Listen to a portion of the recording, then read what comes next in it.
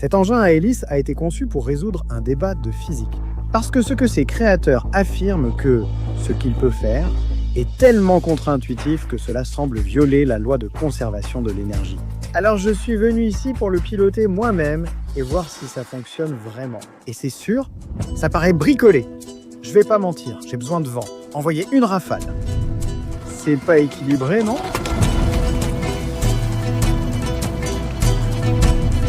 Moins vite, Derek. Tire sur la manœuvre, tire dessus.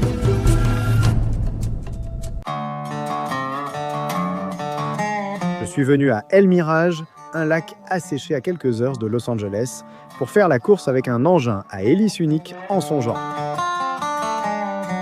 Voici Blackbird, je suis avec son inventeur, Rick. Salut. Et le propriétaire actuel, Neil. Tout a commencé par une énigme.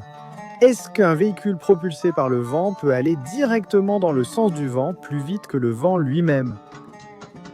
Si vous avez un voilier et que vous naviguez tout droit dans le sens du vent, dès que ce voilier va à la même vitesse que le vent, alors il n'y a plus de vent. C'est exact. Vous ne pouvez pas pousser le voilier, donc ils ne peuvent pas simplement aller plus vite que le vent dans le sens du vent. Pas directement sous le vent, Pas directement vers le bas. pas en vent arrière direct. Imaginez un bateau flottant sur l'eau. Lorsque le vent se lève, il pousse la voile, accélérant le bateau. Le bateau devient de plus en plus rapide jusqu'à ce que sa vitesse corresponde exactement à celle du vent. Mais à ce moment-là, le vent ne peut plus pousser la voile. Je veux dire, si vous l'imaginez depuis le référentiel du bateau, il n'y a plus de vent apparent. Il n'y a pas d'air qui passe sur le bateau parce que l'air et le bateau se déplacent ensemble à la même vitesse.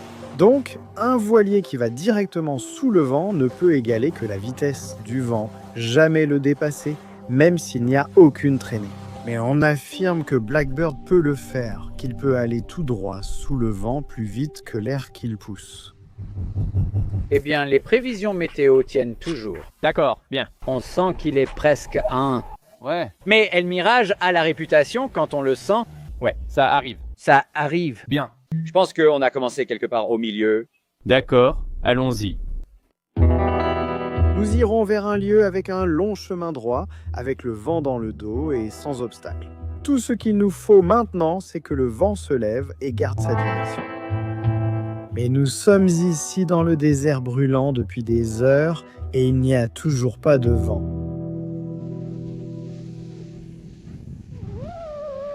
Voici Jen. Il tient la chaîne YouTube Potato Jet. Toutes les superbes prises de vue par drone dans cette vidéo sont les siennes.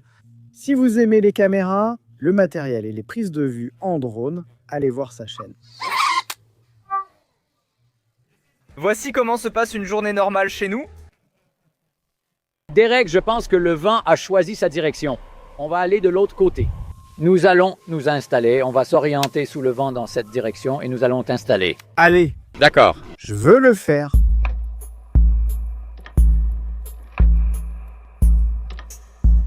Tes pieds descendront très bas, ce qui te paraîtra très incliné. Alors peut-être que je dois Continuez. mettre quelque chose derrière moi. Oui, je suis allongé. Oui, laisse-moi voir ce que je peux trouver. C'est un peu terrifiant de ne pas pouvoir appuyer complètement sur le frein. Donc t'es un peu à la limite de la taille. Oui, tu n'aimerais pas être plus petit. Donc la direction est Pousse pour aller à gauche. pouce pour aller à gauche, Tire pour aller à droite. tire pour aller à droite. Pendant que je dirige avec ma main droite, je dois contrôler l'inclinaison des pales de l'hélice avec ma main gauche. Et puis par exemple, quand j'arrive à la fin ou à un endroit où je veux vraiment ralentir, la bonne manœuvre, c'est de tirer en arrière. Tu dis que la bonne manœuvre est d'avancer. Je trouve intéressant que les deux experts ici ne soient pas d'accord sur la conduite à tenir en urgence, comme pour arrêter le véhicule. Vois ce qui te freine et agis. C'est juste terrifiant de ne pas avoir de règles générales. Eh bien, c'est intense. Je n'ai jamais essayé d'aller plus vite que le vent en vent arrière dans un véhicule où je suis simplement soutenu par ce filet en toile sous mes fesses. On a l'impression d'être dans un cercueil roulant. Ça a juste été assemblé de façon bâclée, mais je suis enthousiaste à l'idée d'essayer et je suis enthousiaste à l'idée de survivre. Regardez cette ficelle orange. Elle indique que le vent se lève derrière moi. C'est exactement ce qu'il me faut. À l'avant de Blackbird, il y a un indicateur, un petit bout de ficelle qui montre dans quelle direction le vent souffle. Pour aller tout droit dans le vent arrière, il me suffit de suivre l'indicateur. Donc, il devrait pointer droit devant. Si j'atteins la vitesse du vent, l'indicateur tombera droit vers le bas. Parce que, en fait, je serai dans de l'air immobile, je me déplacerai exactement à la même vitesse que le vent. Très bien, bonne chance Derek. Merci. J'espère survivre à ça. Allez, allez. J'ai besoin de vent, donne-moi en un peu. Si je peux vraiment aller plus vite que le vent, le pennon devrait se retourner et pointer directement vers moi, indiquant que j'ai un vent apparent de face, même si le vent réel, en étant au sol, vient de derrière. Nous allons tout droit sous le vent. Qu'est-ce que j'ai ? 6 miles à l'heure. La ficelle pend juste. Tu vois la ficelle qui pend là ? Oh, j'ai juste besoin d'une rafale ici. J'ai juste besoin d'un peu de vent. C'est tout ce dont j'ai besoin. Je vais freiner ici. Mec, on est si proche. Je veux dire, j'ai vu cette ficelle qui pendait. J'ai pensé, ok, c'est ça, continuons. Et puis malheureusement, à un moment donné, elle pendait. J'ai demandé à quelle vitesse on est. Et il a dit, on est à 5 ou 6 miles à l'heure. Et j'ai pensé, ah mince, on est presque exactement à la vitesse du vent. 5 ou 6 miles à l'heure, ce n'est tout simplement pas suffisant pour passer par là. J'avais juste besoin de ces quelques miles à l'heure en plus. Le strict minimum, c'est 10, ouais, c'est bien. Ouais. Eh bien, j'ai hâte. Maintenant, vous vous demandez peut-être comment il est même théoriquement possible que ce véhicule aille plus vite que le vent. Eh bien, les voiliers peuvent le faire tant qu'ils se déplacent selon un certain angle par rapport au vent. Dans ce cas, la voile agit comme une aile. L'air circule plus vite sur la surface extérieure incurvée que sur l'intérieur, créant une portance perpendiculaire au vent apparent. Une composante de cette force de portance est dirigée vers l'avant, donc la vitesse maximale est atteinte lorsque cette force vers l'avant est égale à toutes les forces de traînée qui poussent le bateau vers l'arrière. Certains bateaux vont jusqu'à 4 fois plus vite que le vent. Une question a été posée. Un voilier qui tire des bords vent arrière peut-il avoir une VMG directement sous le vent ? Peut-il battre si je lâche un ballon dans l'air? Est-ce que le voilier peut tirer des bords et arriver à destination avant le ballon? Et je ne connaissais pas la réponse. Il s'avère qu'en naviguant à un certain angle par rapport au vent, un voilier peut aller suffisamment plus vite pour que sa vitesse résultant directement sous le vent soit supérieure à celle du vent lui-même. En d'autres termes, il peut battre un ballon qui dérive simplement avec le vent. J'adore les casse-têtes, j'adore vraiment en faire, donc j'ai pensé que c'était vraiment proche d'un bon casse-tête. Mais pour l'instant, ce n'est qu'une question. Mais si on le fait avancer dans le sens du vent, les gens diront sûrement non. Si la Terre était un cylindre au lieu d'une sphère, je pourrais avoir un voilier sur un bord de vent arrière continu. Le vent souffle le long de la Terre, cette Terre cylindrique, et le voilier descend simplement en spirale. Si je mets 2 voiliers, un de chaque côté, ils peuvent tous les 2 faire ça. Eh bien, c'est un accessoire. En réalité, leurs voiles servent d'hélice. Une hélice qui se déplace sur Terre plus vite que le vent lui-même. J'ai posté sur 2 forums où je participais pensant que les gens diraient « Non, ça ne marchera pas ». Puis je répondais « Voici comment ça marche ». Et ils disent « Oh, tu nous as eu !» Eh bien, je n'aurais pas pu me tromper davantage. C'est évidemment stupide. L'énergie éolienne n'est pas une sorte de magie. Nous voulons tous croire au mouvement perpétuel, mais je ne vois pas encore la logique de cet argument. D'accord, c'est clairement faux. N'importe qui avec un peu de bon sens devrait voir le problème ici. Une fois que vous atteignez la vitesse du vent, qu'est-ce qui le propulse au-delà? Je suis pas stupide, mais je comprends pas. Mais finalement, on a pensé, si on fait une maquette et qu'on la met sur un tapis roulant, ça réglera la question. C'est ça. Et ça a vraiment bien marché. Maintenant, tu le retiens avec cette fourchette. Oui, je l'empêche d'avancer, sinon il irait tout en haut du tapis roulant. Mais les gens sur Internet ne le croyaient pas et pensaient que c'était faux. Même des professeurs de physique disaient que le tapis roulant n'était pas une bonne analogie du monde réel.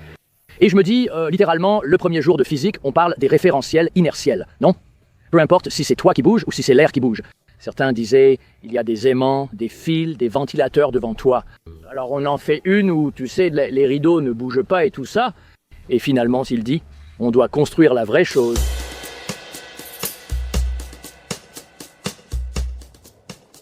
D'accord, on avance bien. Je vois qu'on va à 7 miles à l'heure, 8 miles à l'heure.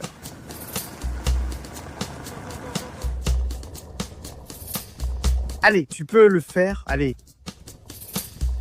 Oh oh.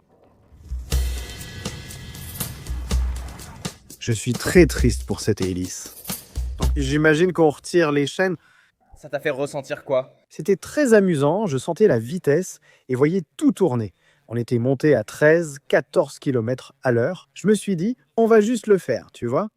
Puis soudain, même si j'avais l'impression d'avancer, j'ai vu que l'hélice ne tournait plus. Et je me suis dit, oh, c'est vraiment mauvais signe. Donc oui, on a dû s'arrêter et réparer la chaîne. En cas de doute, utilise une grosse clé. Oui, tu ne l'as pas fait, c'est le problème. Alors voilà le truc avec ce véhicule, ce n'est pas ce qu'il paraît. Ce que tu imagines, je parie, c'est que quand le vent souffle sur cette hélice, elle tourne dans le sens où le vent la pousse, et ça fait avancer les roues. En réalité, cela ne fonctionne pas ainsi. Le vent le pousse en fait par derrière.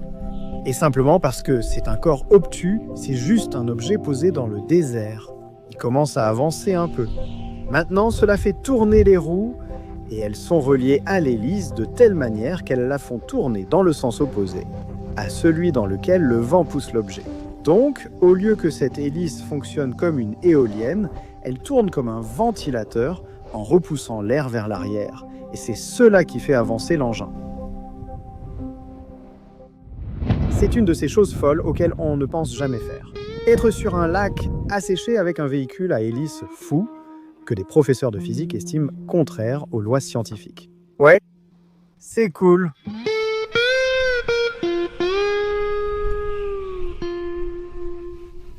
Derek, prêt à tout déchirer? Si tu le penses, je suis prêt. Très bien. On espère pouvoir attraper une de ces rafales. Le vent est fort et l'hélice tourne, mais quelque chose ne va vraiment pas. Regardez cette hélice, elle est un peu déséquilibrée, n'est-ce pas? Réduis le pas! Réduis le pas! Bien! Alors, c'est quoi le plan? Si tu ressens des vibrations excessives, je pense qu'il faudra agir tout de suite. Et je veux être clair tout de suite, je ne pense pas que je le conduirai dans ce vent. Je le ferai si vous voulez que je le fasse. Je veux dire, je le ferai si... Je vais lui donner l'occasion. Mais surtout, je ne suis pas venu ici pour conduire. Alors tu la conduis si tu veux le faire. Je vais dire, si tu devais décider d'entrer, est-ce qu'il y a un moment où tu te dis que c'est trop? Pour aujourd'hui, environ une quinzaine. D'accord, donc une quinzaine, c'est ce qu'on mesurait tout à l'heure. Qu'est-ce que tu dis maintenant? Pour moi, ça ressemble à 15. Ouais. J'ai été là-bas pendant plusieurs heures. Au début, il fallait juste attendre pour partir, et maintenant, c'est comme si c'était cassé. Et maintenant, c'est comme si on pouvait y aller. Mais il se pourrait qu'il se désagrège et le vent est très fort. C'est vraiment risqué, c'est sûr.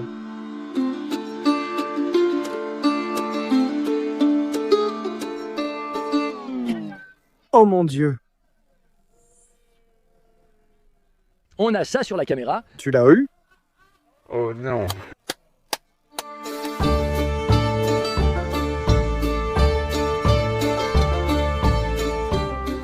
Ce qui se passe, c'est qu'ils deviennent assez mal à l'aise avec ce qu'ils ont vu en termes de secousses, de vacillements. Et ils s'inquiètent que ça va genre se casser en deux.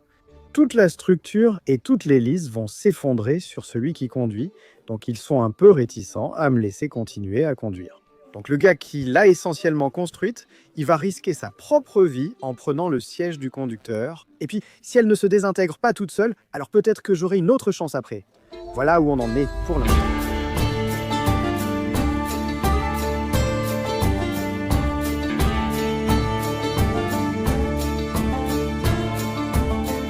Lors du passage de Rick, elle ne semblait pas trop vibrer. Donc il pense que c'est sans danger pour que je monte à bord. Tu ne penses pas que ce vent est bien plus fort que... Oui, je pense vraiment. Mais ça veut dire que tu auras presque la garantie de réussir, mais tu dois juste gérer ta limite. Par exemple, à ton avis, à quelle vitesse par rapport au vent tu dois aller? Oui. T'y arrives. Mec, j'ai l'impression que les enjeux ne cessent d'augmenter. Genre, ils ne voulaient pas que je le fasse avant parce qu'il y avait trop de vent, mais là, il y en a encore plus. Ils sont à l'aise que je le pilote, donc... Je ne sais pas quoi dire, c'est effrayant. Mais je suis venu pour ça, je veux le faire. Fais-moi entrer, coach. Si ce truc ne s'effondre pas, peut-être que je pourrais aller plus vite que le vent cette fois. Je monte dans ce véhicule et je pars dans cette direction. Aussi vite que possible. Le soleil se couche et on y va. C'est ma dernière chance d'aller plus vite que le vent. Vent arrière. C'est la bonne, les gars. Recule un peu pour que je vise droit la manche à air. On dirait qu'on va aussi vite que le vent. Blackbird devient de plus en plus rapide. Je veux juste qu'il dépasse la vitesse du vent. Allez. Allez, allez. Accélère, accélère, accélère, accélère avec moi.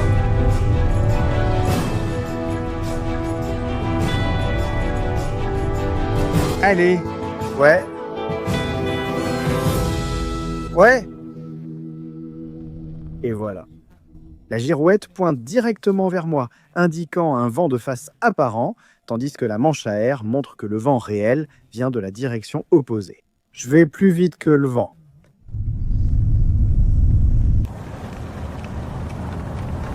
Moins vite, Derek. Tourne, tourne.